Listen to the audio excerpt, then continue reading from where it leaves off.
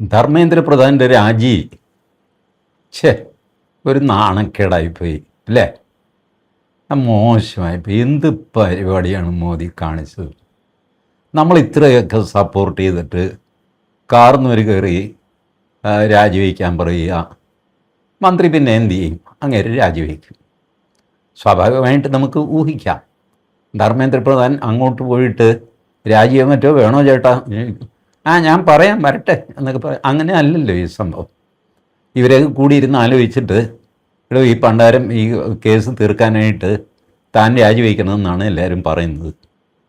അപ്പോൾ ധർമ്മേന്ദ്ര പ്രധാൻ പറയും അല്ല എന്നാൽ പിന്നെ രാജിയാകാം.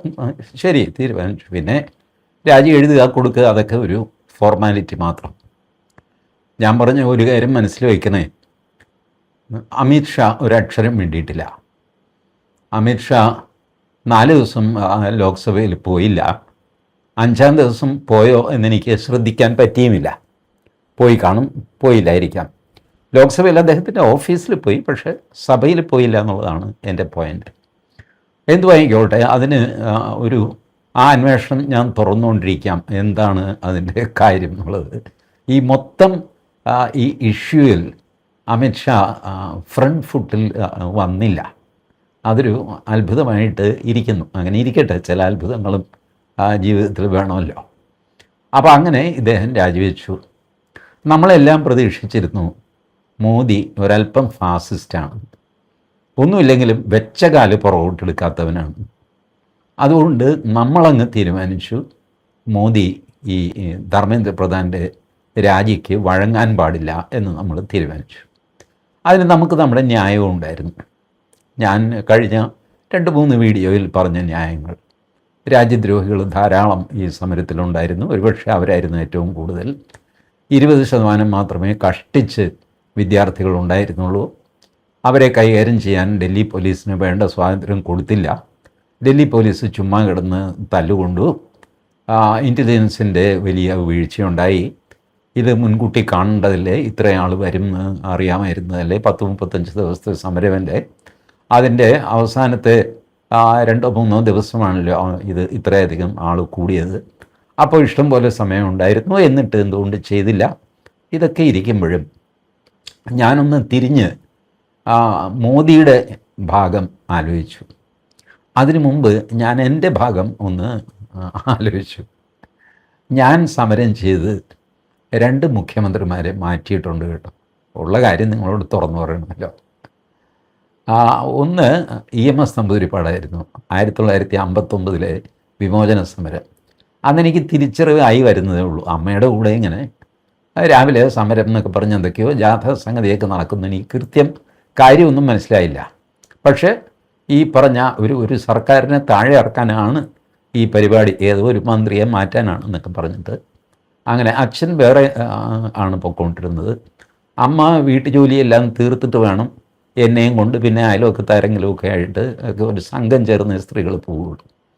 ഏതായാലും അതിൻ്റെ അവസാനം EMSനെ ജവഹർലാൽ നെഹ്റു പിരിച്ചുവിട്ടു. അങ്ങനെയാണ് വിമോചന സമരം. അഭിജിത് ദീപ്കെ പറഞ്ഞ പോലെ എൻ്റെ ആദ്യത്തെ വിക്കറ്റ് EMS നമ്പൂതിരിപ്പാടാണ്. എൻ്റെ അതിനകത്തെ കോൺട്രിബ്യൂഷൻ എന്ന് പറഞ്ഞാൽ കൊച്ചു ചെറുക്കൻ എന്ത് ചെയ്യാനാണ്? ബട്ട് സ്റ്റിൽ ഞാൻ പറയുകയാണ്, ഞാനും ഉണ്ടായിരുന്നു ആ സമരത്തിൽ. പിന്നീട് 1977 കരുണാകരനെതിരെ സമരം. രാജൻ കേസിൽ നിങ്ങൾക്ക് ഓർമ്മയുണ്ടാവും, കരുണാകരൻ്റെ കാലത്ത്, അടിയന്തരാവസ്ഥ കാലത്ത് രാജൻ എന്ന എഞ്ചിനീയറിംഗ് കോളേജ് വിദ്യാർത്ഥിയെ പോലീസുകാർ കൊണ്ടുപോയി കൊന്നു എന്നുള്ളതാണ് കഥ. ഇന്നും അത് എന്താണ് കൃത്യമായിട്ട് സംഭവിച്ചതെന്ന് ആർക്കും അറിയില്ല. ദുരൂഹ മരണം എന്നാണ് ഇപ്പോഴും അറിയപ്പെടുന്നത്. പക്ഷേ പോലീസുകാർ പിടിച്ചുകൊണ്ട് പോയിരുന്നു. അതിനുശേഷം എന്ത് സംഭവിച്ചു എന്ന് ഒരു തെളിവുമില്ല, ആരും ഒന്നും പറയുന്നുമില്ല. അങ്ങനെ ദയനീയമായൊരു കഥയായിരുന്നു രാജൻ്റെ. അപ്പോൾ ആ രാജൻ കേസിൽ അടിയന്തരാവസ്ഥ കഴിഞ്ഞിട്ട് രാജൻ്റെ അച്ഛൻ ഈശ്വരവാര്യർ കൊടുത്ത ഹേബിയസ് കോർപ്പസ് ഹർജിയുടെ വാദം ഹൈക്കോടതിയിൽ നടക്കുന്നു. അഡ്വക്കേറ്റ് അഡ്വക്കേറ്റ് ഈശ്വരയ്യർ, ഈശ്വരവാര്യർ രാജൻ്റെ അച്ഛൻ, ഈശ്വരയ്യർ വക്കീൽ. ഈശ്വരയ്യരുടെ ജൂനിയറായിരുന്നു നമ്മളുടെ ഇപ്പോൾ വളരെ പ്രായം ചെന്ന പ്രഗത്ഭനായ വക്കീൽ അഡ്വക്കേറ്റ് രാംകുമാർ. രാംകുമാർ എന്ന് ജൂനിയറാണ്, അദ്ദേഹത്തിൻ്റെ സീനിയറായിരുന്നു ഈശ്വരയ്യർ. അപ്പോൾ ആ കേസിൽ ജസ്റ്റിസ് സുബ്രഹ്മണ്യം പോറ്റിയായിരുന്നു എന്നാണ് എൻ്റെ ഓർമ്മ. അദ്ദേഹം ഒരു കമൻറ്റ് പറഞ്ഞു കരുണാകരനെതിരെ. അന്ന് കരുണാകരൻ ആഭ്യന്തരമന്ത്രിയായിരുന്നു. പക്ഷേ 77 കരുണാകരൻ മുഖ്യമന്ത്രിയായി. ഈ സംഭവം നടക്കുമ്പോൾ മുഖ്യമന്ത്രി അച്യുതമേനോനാണ്, കരുണാകരൻ ആഭ്യന്തരമന്ത്രിയാണ്. കേസ് മുന്നോട്ട് പോയി. അടിയന്തരാവസ്ഥ കഴിഞ്ഞ് കോൺഗ്രസ് ഉത്തരേന്ത്യയിൽ കംപ്ലീറ്റ് തോറ്റ് തുന്നമ്പാടി, ഭരണം മാറി, ജനതാ പാർട്ടി വന്നു. പക്ഷേ കേരളം, തമിഴ്നാട്, ആന്ധ്ര, കർണാടക ഇതെല്ലാം കോൺഗ്രസിൻ്റെ കൂടെ ഉറച്ചു നിന്നു. തമിഴ്നാട്ടിൽ കോൺഗ്രസ് അല്ല, DMK ADMK ആരാണ് വന്നത്. ബട്ട് ബാക്കിയുള്ളത് കോൺഗ്രസിൻ്റെ കയ്യിൽ തന്നെ നിന്നു. അങ്ങനെ കേരളത്തിൽ കരുണാകരൻ മുഖ്യമന്ത്രിയായി. ഹൈക്കോടതിയിൽ നിന്ന് കരുണാകരന് അഡ്വൈസായ ഒരു പരാമർശം വാദത്തിനിടയ്ക്ക് വന്നു. ഇത്രയേ ഉള്ളൂ, വിധിയോ സംഗതിയോ ഒന്നുമല്ല. ആ പരാമർശത്തിൻ്റെ പേരിൽ കരുണാകരൻ രാജിവെക്കണമെന്ന് പറഞ്ഞിട്ട് എൻ്റെ അമ്മയെ ഒരു സമരം അങ്ങോട്ട് തുടങ്ങി. അപ്പോൾ അന്ന് ഞാൻ തിരുവനന്തപുരം എഞ്ചിനീയറിംഗ് കോളേജിലാണ്. രാജൻ എഞ്ചിനീയറിംഗ് വിദ്യാർത്ഥി ആയിരുന്നതാണ്. അപ്പോൾ എഞ്ചിനീയറിംഗ് വിദ്യാർത്ഥികൾക്ക് ഒരു പ്രത്യേക താല്പര്യം എടുക്കണമല്ലോ അതിൽ. അങ്ങനെ സെക്രട്ടേറിയറ്റിന് മുമ്പിൽ വൻ മുദ്രാവാക്യവും ബഹളവും സംഗതിയൊക്കെ നടത്തി. കോൺഗ്രസ്സുകാരും കരുണാകരൻ മന്ത്രിസഭയിൽ തന്നെയുള്ള കോൺഗ്രസ്സുകാരും ഒക്കെ സഹായിച്ചിട്ട് പാവം കരുണാകരനെ മാറ്റി തൽസ്ഥാനത്ത് ആൻ്റണി വന്നു. അങ്ങനെ എൻ്റെ രണ്ടാമത്തെ വിക്കറ്റ് K. കരുണാകരനായിരുന്നു. ഇതിനൊക്കെ കാലം ഒരു തിരിച്ചടിയും കാത്തു വയ്ക്കുമല്ലോ. അന്ന് ഞാൻ ചെയ്തത് ശരിയാണോ എന്നൊന്നും ഇന്നിപ്പോൾ ഞാൻ അനലൈസ് ചെയ്യുന്നില്ല. അന്ന് ശരിയെന്ന് തോന്നി അത് ചെയ്തു. ഇന്നിപ്പോൾ ഞാൻ ഈ ധർമ്മേന്ദ്ര പ്രധാൻ്റെ രാജി വാർത്ത കണ്ടപ്പോൾ ഞാൻ ഓർത്തു, എൻ്റെ കൂട്ടത്തിലെ ഒരാളിനെ അവരും വീഴ്ത്തി എന്ന്. അവർ എന്ന് പറഞ്ഞാൽ ആരോ ആയിക്കോട്ടെ, അദ്ദേഹത്തിൻ്റെ ശത്രുക്കൾ അദ്ദേഹത്തെ വീഴ്ത്തി. ധർമ്മേന്ദ്ര പ്രധാൻ എനിക്ക് ഒരു പരിചയമില്ലാത്ത ആളാണ്. അദ്ദേഹം സ്വയം സേവകനാണ്, BJP നേതാവാണ്, ഒറീസയിലെ വലിയ നേതാവാണ്. തെരഞ്ഞെടുപ്പ് ജയിക്കുന്നതിലും ജയിപ്പിക്കുന്നതിലും നല്ല പ്രാഗൽഭ്യമുള്ള ആളാണ്. ഏത് സ്ഥലത്ത് അദ്ദേഹത്തെ ഏൽപ്പിച്ചാലും അവിടെ അദ്ദേഹം തെരഞ്ഞെടുപ്പ് ജയിക്കും. കഴിഞ്ഞ ബംഗാൾ തെരഞ്ഞെടുപ്പിലും അദ്ദേഹത്തിൻ്റെ സംഭാവന ഉണ്ടായിരുന്നു. ഒറീസ BJP പിടിച്ചെടുത്തത് ഇദ്ദേഹത്തിൻ്റെ മിടുക്കുകൊണ്ടാണ്. മഹാരാഷ്ട്രയിൽ ഇദ്ദേഹം ഒരുപാട് ജോലി ചെയ്തിരുന്നു.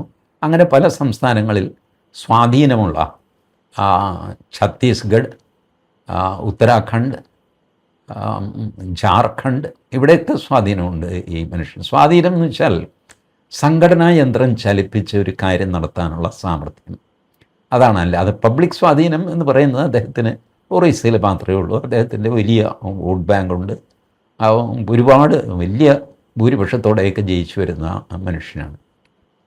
അപ്പോൾ അങ്ങനെ ബ്രോഡ്ലി ഞാൻ മോദി സർക്കാരിനെ പിന്തുണയ്ക്കുന്നവനായതുകൊണ്ട് ധർമ്മേന്ദ്ര പ്രധാനും എനിക്ക് വേണ്ടപ്പെട്ടവനാണ്. ഏതായാലും അദ്ദേഹം രാജിവെച്ചു. 4-5 മാസം മുമ്പ് ഞാൻ അദ്ദേഹത്തിൻ്റെ രാജി ആവശ്യപ്പെട്ടിരുന്നു ഈ നീറ്റ് വിഷയത്തിൽ തന്നെ. എന്തുവായിക്കോട്ടെ, അവനവൻ്റെ ആൾക്കാർ പറഞ്ഞാൽ ആരും കേൾക്കില്ലല്ലോ. അയൽവക്കത്തു നിന്ന് എന്ത് പറയുന്നു എന്നുള്ളതാണ് എല്ലാവരും. 4 പേര് കേട്ടാൽ എന്ത് പറയും എന്നുള്ളതാണ് നോട്ടം. അല്ലാതെ അവനവൻ്റെ കൂടെ നിൽക്കുന്നവർ, സപ്പോർട്ട് ചെയ്യുന്നവർ, അവർ പറയുകയാണ് ചേട്ടാ ഇത് കുഴപ്പമാണ്, ചേട്ടൻ ഇത് ഇട്ടുകളാണ് എന്ന് പറഞ്ഞാൽ ആരും കേൾക്കില്ല. അതൊക്കെ സ്വാഭാവികമാണ്. എനിക്കതിൽ ആരോടും പരാതിയോ പരിഭവമൊന്നുമില്ല. ഞാൻ പറഞ്ഞപ്പോൾ ചെയ്തില്ല, മറ്റേ ആൾ പറഞ്ഞപ്പോൾ ചെയ്തില്ല, ശരി മറ്റേ ആൾ പറഞ്ഞപ്പോൾ ചെയ്തു, ആയിക്കോട്ടെ, അതിലൊന്നും പ്രശ്നമില്ല. ഇനി മോദിയുടെ ഭാഗം നമുക്കൊന്ന് ആലോചിച്ച് നോക്കാം. നമ്മൾ എന്തൊക്കെ പറഞ്ഞാലും മോദി നമ്മുടെ പ്രധാനമന്ത്രിയല്ലേ. 140 പറഞ്ഞിട്ട് ഇപ്പോൾ 142 ഉണ്ട് നമ്മളുടെ ജനസംഖ്യ. ഇപ്പോഴത്തെ നമ്മുടെ അവസ്ഥ എന്താണെന്നറിയാമോ? നമുക്ക് പ്രധാനപ്പെട്ട ഒരു സാധനമാണല്ലോ ഭക്ഷണം. ഈ ഭക്ഷണത്തിൻ്റെ കാര്യം നോക്കണ്ടേ? അതിന് പ്രധാനപ്പെട്ട സംഗതിയാണ് ഫ്യൂവൽ. ആ ഫ്യൂവലിൻ്റെ അവസ്ഥ ഇപ്പോഴെന്താ? നമ്മളെല്ലാവരും മറന്നു. ഹോർമൂസ് കടലിടുക്കിനെ എല്ലാവരും മറന്നു. കുറേ ദിവസമായിട്ട് ഇൻ്റർനാഷണൽ വിഷയത്തിൽ ഞാൻ വീഡിയോ ചെയ്യാത്തതുകൊണ്ട് ഞാനോ നിങ്ങളിൽ പലരുമോ ചിലപ്പോൾ ശ്രദ്ധിച്ചു കാണില്ല, ചിലർ ശ്രദ്ധിക്കുന്നുണ്ടാവും. ശ്രദ്ധിക്കുന്നവർക്കറിയാം ഹോർമൂസ് കടലിടുക്കിൽ വീണ്ടും പ്രശ്നം തുടങ്ങി. ഇറാൻ അമേരിക്ക അടി തരക്കേടില്ലാതെ നടക്കുന്നു. അതുകൂടാതെ ഹൂത്തികളും സൗദി അറേബ്യയുമായിട്ടും അടി തുടങ്ങി. ഹൂത്തികൾ സൗദി അറേബ്യയുടെ 2 എണ്ണക്കപ്പലുകൾ മുക്കി. എവിടെ? വേറൊരു കടലിടുക്കിൽ. സൗദി അറേബ്യയുടെ ആ, കിഴക്ക് വടക്കാണ് ഈ ഹോർമൂസ് കടലിടുക്ക്. ഡയഗണലി ഓപ്പോസിറ്റ് തെക്ക് പടിഞ്ഞാറ് ബാബൽ മന്ദേബ് എന്ന് പറഞ്ഞിട്ട് ഒരു കടലിടുക്കുണ്ട്. ആ കടലിടുക്ക് നേരെ വടക്കോട്ട് പോയി കഴിഞ്ഞാൽ ചെങ്കടലിൽ ചെല്ലുന്നു. ചെങ്കടൽ ചെറുതായി സൂയസ് കനാലാവുന്നു. പിന്നെ അത് മെഡിറ്ററേനിയൻ കടലിലേക്ക് പോകുന്നു. ഇങ്ങനെയാണ് യൂറോപ്പും നമ്മളും ഒക്കെ തമ്മിലുള്ള വഴി ബന്ധം ഈ സൂയസ് കനാൽ വഴിക്കാണ്. സൂയസ് കനാൽ കഴിഞ്ഞ് ചെങ്കടൽ കഴിഞ്ഞ് അപ്പോഴത്തേക്ക് നമ്മൾ സൗദി അറേബ്യയുടെ ഏകദേശം അറ്റത്തെത്തി. യമൻ എന്ന സ്ഥലം, അവിടെ ഒരു സർക്കാരൊക്കെ ഉണ്ട്. പക്ഷേ അതിൻ്റെ ഒരു ഭാഗം, ശരിക്കും പറഞ്ഞാൽ തെക്ക് പടിഞ്ഞാറേ മൂല, വലിയൊരു ഭാഗം ഈ ഹൂത്തികളുടെ കയ്യിലാണ്. വെറുതെ ഇറാൻ സ്പോൺസർ ചെയ്യുന്ന തീവ്രവാദികളാണ്. ബട്ട് ആ ഏരിയയിൽ ഭരണം അവരുടെ കയ്യിലാണ്. സംഭവം യമൻ തന്നെ. യമൻ സർക്കാരിനെ ഒന്നും അവരെ അംഗീകരിക്കുന്നില്ല. അപ്പോൾ അവരുടെ വിമാനത്താവളം യമൻ തകർത്ത് കളഞ്ഞു എന്നാണ് അവരുടെ പരാതി. അങ്ങനെയൊക്കെ പറഞ്ഞെങ്കിലും യമൻ സർക്കാർ പറഞ്ഞു, നിങ്ങൾ അത്ര ശരിയല്ല, അതുകൊണ്ട് ഞങ്ങൾ നിങ്ങളുടെ വിമാനത്താവളത്തിന് ബോംബിട്ടു. തൻ്റെ എവിടെ നിന്നാടോ ബോംബ്?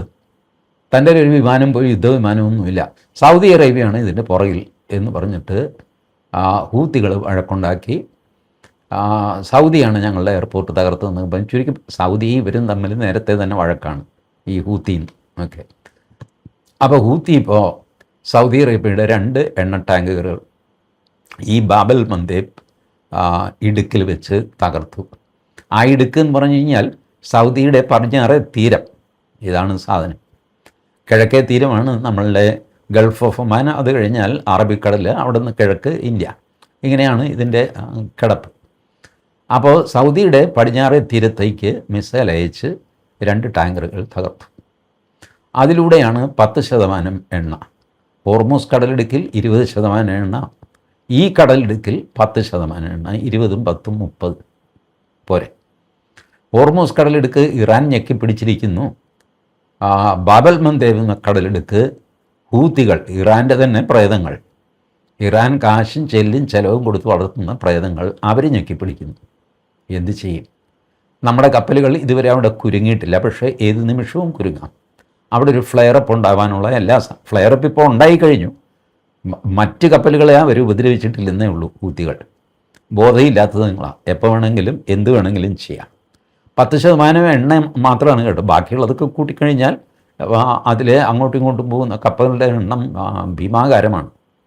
ഇതാണ് അവസ്ഥ. കാരണം അവിടെ നിന്ന് പുറത്തിറങ്ങി കഴിഞ്ഞാൽ ഇന്ത്യയിലേക്ക് പോകാം, സിലോണിലേക്ക് പോകാം, സിംഗപ്പൂര്, മലേഷ്യ, ഇന്തോനേഷ്യ, പിന്നെ ഇടത്തോട്ട് തിരിഞ്ഞാൽ ജപ്പാൻ, ചൈന, ഇങ്ങനെ പല രീതിയിലേക്ക് വാസ്റ്റായിട്ട് ഇന്ത്യൻ ഓഷനിലേക്കും പസഫിക്കിലേക്കും ഒക്കെ തുറക്കുന്ന ഒരു കടലിടുക്കാണ് ബാബൽ മന്ദേബ്.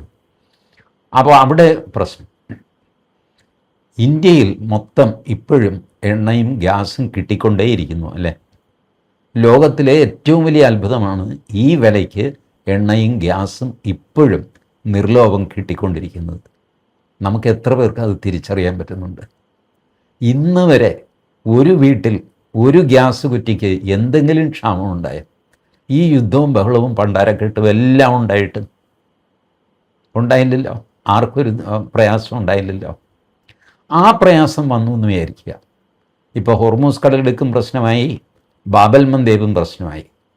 അപ്പോഴും നമ്മുടെ വീട്ടിൽ കഞ്ഞി വയ്ക്കണ്ടേ? ഗ്യാസ് വേണ്ടേ? പെട്രോൾ പമ്പിൽ പെട്രോൾ വേണ്ടേ? ഡീസൽ വേണ്ടേ? ഇതാര് തരും? നരേന്ദ്രമോദി തരണ്ടേ? അത് തന്നില്ലെങ്കിൽ അതിൻ്റെ പ്രതിഷേധം എത്ര വലുതായിരിക്കും.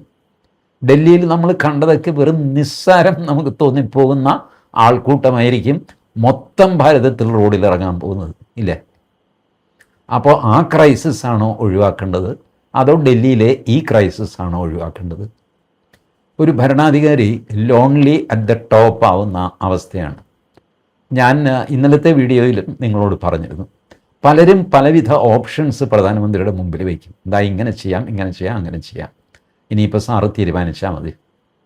ഇങ്ങനെ പറഞ്ഞ് ഓരോരുത്തരായിട്ട് എണീറ്റ് പോകും. രാത്രി 10:30 11 എല്ലാവരും പിരിഞ്ഞു. നരേന്ദ്രമോദി ഒറ്റയ്ക്കാണ്. തീരുമാനമെടുക്കേണ്ടത് ആ മനുഷ്യനാണ്. ഈ തീരുമാനമെടുത്താൽ ഇന്ന ഇന്ന പ്രത്യാഘാതങ്ങൾ ഉദ്യോഗസ്ഥന്മാരും മറ്റ് മന്ത്രിമാരും പറഞ്ഞിട്ടുണ്ട്. മറ്റൊരു തീരുമാനം എടുത്താൽ വേറെ പ്രത്യാഘാതങ്ങൾ പറഞ്ഞിട്ടുണ്ട്. എന്ത് ചെയ്യണം? ഈ സമരത്തിൽ ആൻറ്റി നാഷണൽസ് ഉണ്ട്, ഫ്രീ ഷർജിൽ ഇമാം എന്നൊക്കെ പറഞ്ഞ് മുദ്രാവാക്യം വിളിച്ചവരുണ്ട്, അല്ലാഹു അക്ബർ വിളിച്ചവരുണ്ട്, ഭാരത് തെരെ ടുക്കഡെ ഹോങ്കെ വിളിച്ചവരുണ്ട്. പാകിസ്ഥാൻ്റെ ഹാൻഡിലുകൾ 480 എണ്ണം ഡൽഹി പോലീസ് ബ്ലോക്ക് ചെയ്തിരിക്കുന്നു. ഖത്തറിൽ നിന്ന് ഭക്ഷണം ഓർഡർ ചെയ്തു എന്നൊക്കെ പറഞ്ഞ് ആ പ്രശ്നം അങ്ങനെ നിൽക്കുന്നു. UAPA കേസിലെ പ്രതികൾ വരെ ജന്തർ മന്ദിറിലുണ്ട്, അറിയാം. അവരെ നോട്ട് ചെയ്തിട്ടുണ്ട്, അവരുടെ ഫോട്ടോ എടുത്തിട്ടുണ്ട്, അവരുടെ ഹിസ്റ്ററി ഷീറ്റേഴ്സാണ് അവരെല്ലാം, അവരുടെ ഡീറ്റെയിൽസൊക്കെ കയ്യിലുണ്ട്. ലെഫ്റ്റ് ടു മൈസെൽഫ്, എനിക്ക് ഈ സിറ്റുവേഷൻ കയ്യിൽ കിട്ടിയാൽ ഞാൻ എന്ത് ചെയ്യും നിങ്ങളോട് പറയാം. I will impose curfew in that area. അല്ല, ജന്തർ മന്ദർ പരിസരത്ത് ഒരു 4 സ്ക്വയർ കിലോമീറ്ററിൽ കർഫ്യൂ ഇമ്പോസ് ചെയ്യും. ജനക്കൂട്ടത്തോട് പിരിഞ്ഞു പോകാൻ മൈക്കിൽ ആവശ്യപ്പെടും, 3 തവണ ആവശ്യപ്പെടും, പിന്നെ വെടിവയ്ക്കും. ആളുകൾ ചെതറിയോടും. കുറേ പേര് മരിക്കും, കുറേ പേര് മരിക്കില്ല, കുറേ പേർക്ക് അംഗഭംഗം സംഭവിക്കും. ഏകദേശം ഒരു 4 മണിക്കൂർ കൊണ്ട് ഈ രംഗം ശാന്തമാകും. ശവങ്ങൾ പെറുക്കി ആശുപത്രിയിലെത്തിക്കും. So many things will happen. Now ശരി, ഞാനിങ്ങനെ ചെയ്യുന്നു, ഇതൊരു സൊല്യൂഷനാണ്, ക്ലീൻ. അജിറ്റേഷനൊക്കെ സപ്രസ് ചെയ്യാൻ പറ്റും. ഇതുപോലത്തെ അജിറ്റേഷൻ സപ്രസ് ചെയ്ത ആളാണ് നമ്മുടെ പ്രധാനമന്ത്രി. ഗുജറാത്ത് കലാപം ഓർത്തു നോക്കുക. ഗുജറാത്തിലെ 14 ജില്ലകളിലായിരുന്നു അന്ന് കലാപം. ഡൽഹിയിലെ പോലെ ഈ 1.5 സ്ക്വയർ കിലോമീറ്ററിലെ കലാപമായിരുന്നില്ല, ബഹളമായിരുന്നില്ല. 14 ജില്ലകൾ ഗുജറാത്തിലെ. All where riot affected. Who handle that? ഒരു അഡ്മിനിസ്ട്രേറ്റീവ് പരിചയവും ഇല്ലാത്ത നരേന്ദ്രമോദി എന്ന മുഖ്യമന്ത്രിയാണ് അത് ഹാൻഡിൽ ചെയ്തത്. അന്ന് പ്രധാനമന്ത്രിയായിരുന്ന അടൽജി പോലും ഒരവസരത്തിൽ മോദിയെ കൈയൊഴിഞ്ഞു. ഞാനിനി എങ്ങനെ ലോകത്തിൻ്റെ മുഖത്ത് നോക്കും എന്ന് അടൽജി ചോദിച്ചു. മോദിയുടെ നെഞ്ച് കീറിപ്പോയൊരു ചോദ്യമായിരുന്നു അത്. കാരണം ആ ചോദ്യം ചെന്ന് തറച്ചത് നരേന്ദ്രമോദിയുടെ നെഞ്ചത്താണ്. അടൽജി അത് ചെയ്തു. വെൽ, അടൽജിയുടെ ആ അവസ്ഥ അങ്ങനെയായിരുന്നു എന്ന് വയ്ക്കുക. പക്ഷേ ഇതൊക്കെ സഹിച്ചവനാണ് മോദി. എന്നിട്ട് നിന്ന് ഓരോ സ്ഥലത്തായിട്ട് ക്രമസമാധാനം പുനഃസ്ഥാപിച്ച്, ഈ മധ്യപ്രദേശ് രാജസ്ഥാനൊക്കെ അന്ന് കോൺഗ്രസ്സാണ് ഭരിക്കുന്നത്. മഹാഭാവികൾ 10 പോലീസുകാരെ അയച്ചു കൊടുക്കാൻ പറഞ്ഞിട്ട് കൊടുത്തില്ല, ഒരു മനുഷ്യനെ അയച്ചു കൊടുത്തില്ല. അത്രയധികം ഒറ്റപ്പെട്ടു പോയി. അന്ന് ആഭ്യന്തരമന്ത്രിയായിരുന്ന അദ്വാനി മോദിയുടെ കൂടെ ശക്തനായിട്ട് നിന്നു. പിൽക്കാലത്ത് മോദിക്ക് അദ്വാനിയെ എതിർക്കേണ്ടി വന്നു. അത് വേറൊരു കഥ. എന്തുവായിക്കോട്ടെ, പൊളിറ്റിക്സ് മാറി മാറി വരികയാണ്. ഏതായാലും ഈ പറഞ്ഞ കലാപം, അടിപിടി, ബോംബേറ്, അത് ഇതൊക്കെ കണ്ടവനാണ് മോദി, അല്ലേ? കണ്ടവനാണ്, അനുഭവിച്ചവനാണ്, ഒറ്റയ്ക്കായി പോയവനാണ്, എന്നിട്ടും നേരിട്ടവനാണ്. അമിത്ഷായോ ജയിലിൽ പോയ ആളാണ്. ജയിലിൽ കിടന്നു അമിത്ഷാ ഈ ഗുജറാത്ത് കലാപത്തെ തുടർന്ന്. എന്താ ഫേക്ക് എൻകൗണ്ടർ തേങ്ങ എന്നൊക്കെ പറഞ്ഞിട്ട് അമിത്ഷായെ ജയിലിലിട്ടു. പിന്നെ ജയിലിൽ നിന്ന് നാട് കടത്തി. ഗുജറാത്തിൽ കാല് കുത്തരുതെന്ന് പറഞ്ഞു. 3 വർഷം മറ്റോ ഗുജറാത്തിൽ കയറിപ്പോകരുതെന്ന് പറഞ്ഞു. കയറിയില്ല Amit Shah. What sort of an experience ഈ 2 പേർ. ഈ ലഹള, ബഹളം, കോടതി കേസ്. അവസാനത്തെ ഗുജറാത്ത് കേസിൽ നിന്ന് മോദിയും അമിത്ഷായും കുറ്റവിമുക്തരാകുന്നത് എന്നാണെന്നറിയാമോ? 2022. 20 വർഷത്തിന് ശേഷം.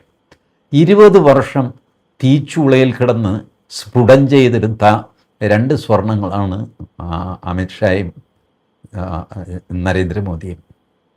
ശരിയല്ലേ ഞാൻ പറഞ്ഞത്? 20 വർഷം തീച്ചുളയിൽ വെന്ത് ഉരുകിയവരാണ്. അവരെ ഒരു കലാപം അടിച്ചമർത്തേണ്ടത് എങ്ങനെ എന്ന് ഇനി പഠിപ്പിക്കേണ്ട ആവശ്യമുണ്ടോ? ഇല്ല. ഇതൊക്കെ നമ്മൾ TV-യും സോഷ്യൽ മീഡിയയും ഒക്കെ നോക്കി കണ്ടുപിടിക്കുന്നു. ഗവൺമെൻറ് ഓഫ് ഇന്ത്യയുടെ ഇൻ്റലിജൻസ് സംവിധാനം എത്ര വലുതാണെന്ന് ആലോചിച്ച് നോക്കുന്നത്. അതിന് കുറച്ച് പിഴവുകളുണ്ടെങ്കിൽ പോലും ആ സംവിധാനത്തിൻ്റെ the sheer might of that security apparatus is so big and bewildering. അവർ കൊടുക്കുന്ന ഫീഡ്ബാക്ക് അതിനനുസരിച്ച് പിന്നെ സൈന്യമുണ്ട്, IB ഉണ്ട്, റിസർച്ച് ആൻഡ് അനാലിസിസ് വിങ് ഉണ്ട്, all these things are there. അതിൻ്റെ ഏറ്റവും താഴത്തെ ലെയറാണ് ഡൽഹി പോലീസ് എന്ന് പറയുന്നത്. So many inputs would have been ignored. ചിലപ്പോൾ അറിയാതെ സംഭവിക്കാം, അല്ലെങ്കിൽ അറിഞ്ഞുകൊണ്ട് സംഭവിക്കാം. ഫൈനലി ഒരു തീരുമാനം എടുക്കുന്നു. നമുക്ക് ഇത് നീട്ടിക്കൊണ്ടുപോയി വെടിവെപ്പിലും പ്രശ്നത്തിലും ഒക്കെ ആയിട്ട് നാട് നീളെ എന്ന് പറഞ്ഞാൽ പല സ്ഥലത്തും മിസ്ക്രിയൻസിന് പലതും ചെയ്യാൻ പറ്റും ഇല്ലേ? തീവണ്ടിക്ക് കല്ലെറിയുക തുടങ്ങി മൈനർ മിസ്ചീഫ് തുടങ്ങിയിട്ട് എന്തെല്ലാം ചെയ്യാൻ പറ്റും. എവിടെയൊക്കെ നിങ്ങൾ പോലീസിനെ ഇടും? തുനിഞ്ഞിറങ്ങിയ ഒരു 10 പേര് പോരെ ഒരു പട്ടണത്തിൽ അലമ്പുണ്ടാക്കാനായിട്ട്? 10 പേര് മതി. ഒരു ട്രാഫിക് ജാം ഉണ്ടാക്കുക. 2 റോഡിൽ ട്രാഫിക് ജാം ഉണ്ടായിക്കഴിഞ്ഞാൽ ഇന്ത്യയിലെ ഏകദേശം എല്ലാ നഗരങ്ങൾക്കും ശ്വാസം മുട്ടും. 2 ആർട്ടറി എന്ന് പറയുമല്ലോ നഗരത്തിൻ്റെ, അവിടെ പ്രശ്നം ഉണ്ടാക്കിയാൽ ഒരു വണ്ടി കുറുകെ ഇടുക, അല്ലെങ്കിൽ മൈൻഡ്ഫുള്ളായിട്ട് മനഃപൂർവ്വം ഒരു ആക്സിഡൻറ്റ് നടത്തുക. ഇങ്ങനെയൊക്കെ ചെയ്ത് വല്ലാത്ത ശ്വാസം മുട്ടൽ സൃഷ്ടിക്കാൻ പറ്റും. ബട്ട് ഇവരുടെ പ്ലാൻ ഞാൻ അറിഞ്ഞിടത്തോളം ഈ പറഞ്ഞ CJPയും അവരുടെ കൂടെ ഉണ്ടായിരുന്ന ക്രിമിനൽ സോഡിയൽസിൻ്റെയൊക്കെ പ്ലാൻ ഇതല്ല.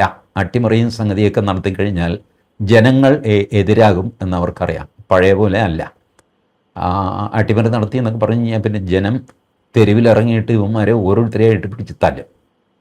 അതിന് പകരം ഇവർ പ്ലാൻ ചെയ്തിരുന്നത് ഈ എട്ടും പൊട്ടും തിരിയാത്ത ചെറുപ്പക്കാരികളും ഉണ്ടല്ലോ, തെറി പറയുന്നവർ, ബഹളം വയ്ക്കുന്നവർ, വോക്ക്. ബേസിക്കലി ഈ വോക്കിന് ആത്മഹത്യ ചെയ്യാനും മടിയോ പേടിയോ ഒന്നുമില്ല. അതാണ് വോക്ക് തലയിൽ കയറിയാലുള്ള ഈ അറുവല തുള്ളുന്ന പോലെയാണ്. പിന്നെ എന്തും ചെയ്യും, എന്ത് ഹീനകൃത്യം ചെയ്യും, എന്തും ചെയ്യും. ഇവരെ ആത്മഹത്യ ചെയ്യിക്കാൻ വളരെ എളുപ്പമാണ്. സെൽഫ് ഇമലേഷൻ, തലയിൽ മണ്ണെണ്ണയോ പെട്രോളോ ഒഴിച്ചിട്ട് തീ കൊളുത്തുക. ഒരു 10 ചെറുപ്പക്കാർ 10 പട്ടണങ്ങളിൽ മാതൃകാപരമായിട്ട് എല്ലാവരും കാണുക, തലയിൽ മണ്ണെണ്ണ ഒഴിച്ചോ പെട്രോൾ ഒഴിച്ചോ തീ കൊളുത്തി എന്ന് വയ്ക്കുക. There are methods. ഇത് ഹാൻഡിൽ ചെയ്യാനും മെത്തേഡ്സ് ഉണ്ട് കേട്ടോ. You cannot blackmail an administration by this type of techniques. Only thing, ഇത് വേണോ വേണ്ടയോ എന്നുള്ള തീരുമാനമാണ് എടുക്കേണ്ടത്. അല്ലാതെ ഇത് ആരെങ്കിലും ഇങ്ങനെ ചെയ്തു കഴിഞ്ഞാൽ തോറ്റു കൊടുക്കണമെന്നാണ് ഒന്നുമല്ല. തോൽക്കാതെ ഇത് ചെയ്യാം, അതിനൊരു വില കൊടുക്കേണ്ടി വരും. തോറ്റിട്ടും ഇത് ഇല്ലാതെയാക്കാം, അതിനൊരു വില കൊടുക്കേണ്ടി വരും. ഇതിലേത് വിലയാണ് ഇപ്പോൾ കൂടുതൽ?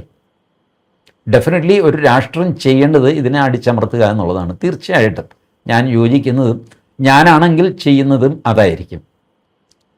കാരണം രാഷ്ട്രത്തിനാണല്ലോ ഏറ്റവും അധികം വെയിറ്റ്.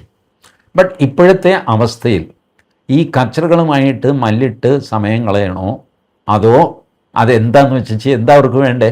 ഒരു രാജി അതങ്ങ് കൊടുത്തേക്ക് തീരട്ടെ. ആ രാജി കൊടുത്തു, ഇതുങ്ങൾ പിരിഞ്ഞുപോയി. ഇനിയിപ്പോൾ എന്താ? കേസ് പിൻവലിക്കണം. വലിയ പ്രയാസമാണ് കേട്ടോ. പിൻവലിക്കും എന്നൊക്കെ വാക്കൊക്കെ കൊടുത്തിട്ടുണ്ട്, വലിയ പ്രയാസമാണ്. ക്രിമിനൽ കേസുകൾ പിൻവലിക്കാനായിട്ട് കോടതിയുടെ സാങ്ഷൻ വേണം. 110 അതിന് പബ്ലിക് ഇൻവെസ്റ്റിഗേഷൻ ഇന്ന് തന്നെ ട്വിറ്ററിൽ അനൗൺസ് ചെയ്ത ആൾക്കാരുണ്ട്. ഇവന്മാർക്കെതിരെയുള്ള കേസ് പിൻവലിക്കാൻ സർക്കാർ ആലോചിച്ചാൽ ഞങ്ങൾ സുപ്രീം കോടതി പറഞ്ഞിട്ടുണ്ട് പോലും, പൊളിറ്റിക്കൽ ഇക്വേഷൻ വെച്ചിട്ട് കേസ് പിൻവലിക്കാൻ പാടില്ല. കേസ് നിങ്ങൾക്ക് പിൻവലിക്കാം സർക്കാരിന്, പക്ഷേ അതിന് മറ്റ് കാരണങ്ങൾ വേണം. അല്ലാതെ ഞങ്ങൾ തമ്മിൽ പൊളിറ്റിക്കലി അങ്ങ് തീർത്തു എന്ന് പറഞ്ഞാൽ അങ്ങനെ ഇപ്പോൾ തീരണ്ടെന്ന് പറയും കോടതി. അതാണ് പൊളിറ്റിക്കൽ കേസുകളുടെ ഒരു പ്രത്യേകത. അപ്പോൾ അത് പബ്ലിക് ഇൻവെസ്റ്റിഗേഷനിൽ ചലഞ്ച് ചെയ്യപ്പെടും, അവിടെ കിടക്കും. നിതാന്തമായ ഡിലേ വരും നമ്മളുടെ നിയമവകുപ്പിലെയും നിയമ സംവിധാനത്തിൻ്റെ എല്ലാം. Number 2, compensation. കുറച്ച് കൊടുക്കും, കുറച്ച് കൊടുക്കില്ല. ഇത് കോമ്പൻസേഷൻ എന്നൊക്കെ പറഞ്ഞു കഴിഞ്ഞാൽ ഈ ഒരാൾ നീറ്റ് പരീക്ഷയുടെ പ്രശ്നം കൊണ്ടാണ് ആത്മഹത്യ ചെയ്തതെന്ന് എങ്ങനെ തെളിയിക്കും? ഒരു ചെറുപ്പക്കാരനാണ് ആത്മഹത്യ ചെയ്തതാണ്, നീറ്റ് പരീക്ഷ കഴിഞ്ഞ ഉടനെയാണ് ചെയ്തത്. പക്ഷേ സംഭവം പ്രേമനൈരാശ്യമായിരുന്നു, അല്ലെങ്കിൽ മറ്റേതെങ്കിലും നാണക്കേട് സംഭവിച്ചിരുന്നു, വേറെ ഒരു കേസിൽ പെട്ടിരുന്നു, അത് വീട്ടിലറിഞ്ഞു, അച്ഛൻ വഴക്ക് പറഞ്ഞു, അതിൻ്റെ മനോവിഷമത്തിലാണ്. ഇത് എസ്റ്റാബ്ലിഷ് ചെയ്യാൻ വളരെ പ്രയാസമാണ്, വെരി ഡിഫിക്കൽട്ട്. അതുകൊണ്ടാണ് സർക്കാർ ബുദ്ധിപൂർവ്വം അതിൽ പറഞ്ഞിരിക്കുന്നത്, ചട്ടപ്രകാരമുള്ള കാര്യങ്ങൾ പരിശോധിച്ചതിന് ശേഷം യുക്തമായ നഷ്ടപരിഹാരം കൊടുക്കും. ഇതാണ് ബുദ്ധിയുള്ള സർക്കാർ ഡ്രാഫ്റ്റ് ചെയ്ത് കൊടുത്തിരിക്കുന്നത്. എന്തുവായിക്കോട്ടെ, ആ പ്രശ്നം തീർന്നു. ഇതിനകത്ത് മോദി പരാജയപ്പെട്ടു എന്നുള്ളൊരു നരേറ്റീവിന് നിന്നു കൊടുക്കരുത്. No, he has not failed. He has നമ്മൾ സ്ട്രാറ്റജിക്കലി ചിലപ്പോൾ പിൻവാങ്ങുമല്ലോ, ഒരു യുദ്ധത്തിൽ പോലും അത് ചെയ്യാറുണ്ട്, സ്ട്രാറ്റജിക്കായിട്ടുള്ള പിന്മാറ്റം. കാരണം രാഷ്ട്രഹിതത്തിന് ഏറ്റവും നല്ലത് ഏതാണ്? ഇപ്പോൾ ഞാൻ വെച്ച കാല് പുറകോട്ടെടുക്കുകയില്ല എന്നുള്ള വാശിയാണോ, അതോ തൽക്കാലം കാല് പുറകിലെടുത്തിട്ട് ഒരടി പിന്നോട്ട് രണ്ടടി മുന്നോട്ട് ഇങ്ങനെ പോകുന്നതാണോ? മോദി ഇങ്ങനെ തീരുമാനിച്ചു, കാല് പുറകോട്ട് വയ്ക്കാൻ തീരുമാനിച്ചു. പേഴ്സണലി ഞാൻ അതിന് അഗൻസ്റ്റാണ്. ഞാനായിരുന്നെങ്കിൽ വയ്ക്കില്ലായിരുന്നു. കാരണം ഞാൻ ഇപ്പുറത്ത് കൺവിൻസ്ഡാണ്, ഈ മറ്റേ ആർഗ്യുമെൻറ്റിൽ കൺവിൻസ്ഡാണ്. ഇന്നലെ ഞാൻ പറഞ്ഞല്ലോ, കീഴടക്കണോ എന്ന് ചോദിച്ചാൽ കീഴടക്കണം എന്ന് വാദിക്കുന്ന കൂട്ടത്തിലാണ് ഞാൻ. പക്ഷെ കീഴടങ്ങുന്നതാണ് നല്ലത് എന്ന് വാദിക്കുന്നവരെ സീരിയസ് ആയിട്ട് ബഹുമാനിക്കുകയും അവരുടെ പ്രയാസം മനസ്സിലാക്കുകയും ചെയ്യുന്നതിനുമാണ്. ഞാൻ മോദി ചെയ്തത് ശരിയായില്ല എന്ന് പറയുമ്പോൾ മോദിക്ക് അതല്ലാതെ ചെയ്യാൻ പറ്റുമായിരുന്നില്ല എന്നും കൂടെ പറയും. അതാണല്ലോ ജനാധിപത്യ മര്യാദ. ഒരു ഭരണാധികാരിയെ നമുക്ക് വിമർശിക്കാൻ എത്ര കാരണങ്ങളുണ്ടാവും എന്നറിയണം. എത്ര കാരണങ്ങളുണ്ട്, ഒരുപാട് കാരണം. രാവിലെ എണീറ്റ് പത്രം എടുത്തു കഴിഞ്ഞാൽ കുറഞ്ഞ ഒരു 110 വാർത്ത നമുക്ക് കിട്ടും. അതെല്ലാം മോദിക്കെതിരെ ഉപയോഗിക്കാം. പിന്നെ നമ്മളെല്ലാം ഫീൽ ചെയ്യിച്ച് എനിക്കുമൊക്കെ വല്ലാതെ തോന്നി. കൊച്ചു പിള്ളേരൊക്കെ കയറിയിട്ട് തെറി പറയുക, വെടിവെച്ച് കൊല്ലണമെന്ന് പറയുക, അത് ഇതൊക്കെ. പക്ഷേ ഹിമാലയം പോലെ നിൽക്കുന്ന ഒരു പ്രധാനമന്ത്രിയെ സംബന്ധിച്ചിടത്തോളം ഇതൊന്നും ഒരു കൊതുക് പറക്കുന്ന അതിൻ്റെ ഒരു മൂളൽ കേൾക്കുമ്പോൾ ആസ്വാരസ്യമുണ്ടല്ലോ, അതുപോലും അദ്ദേഹത്തിന് ഉണ്ടാവുന്നില്ല എന്നുള്ളതാണ് യാഥാർത്ഥ്യം. അതാണ് ബോൾഡായിട്ട് അദ്ദേഹം ഇൻസ്റ്റാഗ്രാമിൽ കയറി വന്നത്. ഒരു പ്രധാനമന്ത്രിയും ഇൻസ്റ്റാഗ്രാം വഴി കമ്മ്യൂണിക്കേറ്റ് ചെയ്തിട്ടില്ല. ഒരുപക്ഷെ ലോകത്ത് ആദ്യമായിട്ടാണ് ഇൻസ്റ്റാഗ്രാം വഴി ഒരു പ്രധാനമന്ത്രി യൂത്തുമായിട്ട് സംസാരിക്കുന്നത്. Look at his boldness. ആ ഇൻസ്റ്റാഗ്രാം റീലിന് താഴെ എന്തെല്ലാം തെറി ആൾക്കാർക്ക് എഴുതാൻ പറ്റും. കുറേ അധികം പേര് എഴുതിയിട്ടുമുണ്ട്, ഇല്ലെന്നല്ല. ബട്ട് ബോൾഡായിട്ട്, okay, you want to write some nonsense, please write it. What is that? And he went through all the comments. അതുകൊണ്ടാണ് പിന്നീട് താങ്ക്സ് പറഞ്ഞ് ഒരു വീഡിയോ ഇറക്കിയത്. എനിക്കൊരു പെൺകുട്ടിയുടെ കമൻറ്റ് വളരെ ഇഷ്ടപ്പെട്ടു. ആ പെൺകുട്ടി ഒരു 15 വയസ്സുണ്ടാവും. ആ പെൺകുട്ടി പറഞ്ഞു, സാർ, മൊബൈൽ ഇങ്ങനെയല്ല പിടിക്കേണ്ടത്, ഇത്ര അടുത്ത് വരരുത്, ഇത്ര അടുത്ത് വരെ വന്നു കഴിഞ്ഞാൽ സാറിൻ്റെ മൂക്ക് വളരെ വലുതായിട്ട് കാണും, അതുകൊണ്ട് കുറച്ച് പുറകോട്ട് നിന്നിട്ട് എന്നിട്ട് വേണം ആ മൊബൈൽ പിടിച്ചിട്ട് ഇതാ ഞാൻ ചെയ്ത പോലെ. എന്നിട്ട് ആ കുട്ടിയെ ഒന്ന് പുറകോട്ട് ഇതായി നല്ല റീലാക്കി കൊടുത്തു. ആൻഡ് യു നോ, ഈ താങ്ക് യു പറയുന്നതിൽ നരേന്ദ്രമോദി അത് തന്നെ ചെയ്തു. ഈ വളരെ അടുത്ത് വന്ന് മൂക്ക് കാണുകയും കണ്ണിങ്ങനെ തുറിച്ച പോലെ തോന്നുകയൊക്കെ ചെയ്യുന്ന അത് മാറിയിട്ട് ഒരല്പം പുറകോട്ട് മാറി ഒരു ഷോളൊക്കെ ഇട്ടിട്ട് ഡീസൻ്റായിട്ട് വന്നു. അത് അപ്പോൾ ഇത് കാണുന്ന ആ പെൺകുട്ടി തുള്ളിച്ചാടുകയില്ലേ? ഞാൻ പറഞ്ഞപ്പോൾ പ്രധാനമന്ത്രി കേട്ടു. യാദർച്ഛികമായിരിക്കാം, അല്ലെങ്കിൽ മനഃപൂർവ്വമായിരിക്കാം. അദ്ദേഹം എല്ലാ കമൻസും അല്ലും ആൾക്കാരെ വെച്ച് നോക്കുകയോ എനിക്കറിയില്ല. But he did that. അപ്പോൾ ഇത്രയും നമ്മൾ ഹിന്ദിയിൽ സംവേദനശീലത എന്ന് പറയില്ല, ഒരു സെൻസിറ്റിവിറ്റിയുള്ള മനുഷ്യൻ. ആ മനുഷ്യൻ ഒരു ഡിസിഷൻ എടുത്തു. പേഴ്സണലി എനിക്ക് ആ ഡിസിഷൻ ഇഷ്ടപ്പെടുന്നില്ല, ഇപ്പോഴും ഞാൻ തുറന്നു പറയുന്നു. But still he is the prime minister. He took A decision after considering everything. എല്ലാ ആസ്പെക്റ്റും നോക്കിയിട്ട് ആ മനുഷ്യൻ ഒരു ഡിസിഷൻ എടുക്കുന്നു. അത് എൻ്റെ ഡിസിഷനേക്കാൾ ബെറ്റർ ആയിരിക്കില്ലേ? എനിക്കിഷ്ടപ്പെട്ടില്ല എന്നുള്ളത് വേറെ കാര്യം. But will it not be a better decision than what I say? എനിക്ക് എൻ്റെ കയ്യിൽ എത്ര ഇൻപുട്ടുണ്ട്, നിങ്ങളുടെ കയ്യിൽ എത്ര ഇൻപുട്ടുണ്ട്, മൊത്തം രാജ്യത്തിൻ്റെ അവസ്ഥയെപ്പറ്റി നമുക്കൊക്കെയുള്ള അവയർനെസ് എത്രയുണ്ട്? വളരെ കുറവല്ലേ ഉള്ളൂ. പത്രം വായിച്ചും ടി വി കണ്ടും പിന്നെ മൊബൈലിൽ കുത്തി നോക്കിയും ഒക്കെയുള്ള മിനിമം അറിവാണ് നമുക്ക് സ്വന്തമായ ഇൻ്റലിജൻസ് ഇല്ല, നമുക്ക് റിസർച്ച് അനാലിസിസ് വിങ് ഇല്ല, നമ്മുടെ കയ്യിൽ പട്ടാളമില്ല, മറ്റ് മന്ത്രിമാരില്ല, വകുപ്പില്ല, ഘട്ടമില്ല, ഒന്നുമില്ല നമ്മുടെ കയ്യിൽ. നമ്മളിങ്ങനെ നമ്മുടെ ഇട്ടാവട്ടത്തിൽ ഇവരെ വെച്ചുകൊണ്ട് അടിക്കുക, അവനിപ്പം വെച്ച കാല് പുറകോട്ടെടുക്കരുത് എന്നൊക്കെ പറഞ്ഞുള്ള ഒരു വാശിക്ക് നമ്മൾ പറയും. ബട്ട് പ്രധാനമന്ത്രിയുടെ സിറ്റുവേഷൻ അതല്ല. വേറൊരു സിറ്റുവേഷനിൽ വേറൊരു സ്ഥലത്ത് നിൽക്കുമ്പോഴാണ് മൊത്തം കാഴ്ചകൾ മനസ്സിലാവുന്നതും അതനുസരിച്ച് തീരുമാനമെടുക്കുന്നത്. നമ്മുടെ നിലയനുസരിച്ചാണ് നിലപാടും കാഴ്ചപ്പാടും മാറുന്നത്. നമ്മളൊരു ബിൽഡിങ്ങിൻ്റെ ഫസ്റ്റ് ഫ്ലോറിൽ നിൽക്കുന്നു, അപ്പോൾ ഒരു കാഴ്ചയുണ്ട്, ഇതാ ഇന്ന സാധനങ്ങളൊക്കെ കാണാം. അതേ ബിൽഡിങ്ങിൻ്റെ 20ാം നിലയിൽ നിങ്ങൾ കയറി നോക്കുക, അപ്പോൾ വളരെ വിശാലമായിട്ട് കിലോമീറ്ററുകൾ ദൂരെയുള്ള ചില കുന്നുകളൊക്കെ പൊങ്ങി വരും. നമ്മൾ താഴത്തേക്ക് ഇറങ്ങി പോകും തോറും ആ കുന്ന് കാണാതെയാകും, മുകളിലേക്ക് കയറിയാൽ കുന്ന് കാണാം. അപ്പോൾ നിങ്ങൾക്ക് ഒരുപാട് കാര്യങ്ങൾ കാണാൻ പറ്റും. നേരത്തെ വളരെ വലുത് എന്ന് വിചാരിച്ചിരുന്നൊരു കാറ് 12ാം നിലയിൽ നിന്ന് നോക്കുമ്പോൾ തീരെ ചെറുതായിട്ട് ഉറുമ്പ് പോലെ കാണാം. അപ്പോൾ ഇതാണ് നിലപാടും കാഴ്ചപ്പാടും രൂപപ്പെടുന്നതിൻ്റെ അല്ലെങ്കിൽ വ്യത്യാസപ്പെടുന്നതിൻ്റെ കാര്യം. പ്രധാനമന്ത്രി 100ാം നിലയിൽ നിൽക്കുന്നു, നമ്മൾ 2ാം നിലയിലോ 3ാം നിലയിലോ നിൽക്കുന്നു. ഈ നിലയിൽ നിന്നുള്ള കാഴ്ച വെച്ച് നമ്മൾ അഭിപ്രായം തട്ടിവിടുന്നു. പ്രധാനമന്ത്രി അത് മനസ്സിലാക്കുന്നുണ്ട്, അവർ താഴെയാണ് നിൽക്കുന്നത്, അതുകൊണ്ട് അവരങ്ങനെയൊക്കെ പറയുന്നു. അവരിത് മുഴുവൻ കാണുന്നില്ലല്ലോ, ഫുൾ വ്യൂ കിട്ടുന്നില്ലല്ലോ. അദ്ദേഹത്തിന് ഫുൾ വ്യൂ ഉണ്ട്, അതുകൊണ്ട് അദ്ദേഹത്തിൻ്റെ തീരുമാനമായിരിക്കും ശരി.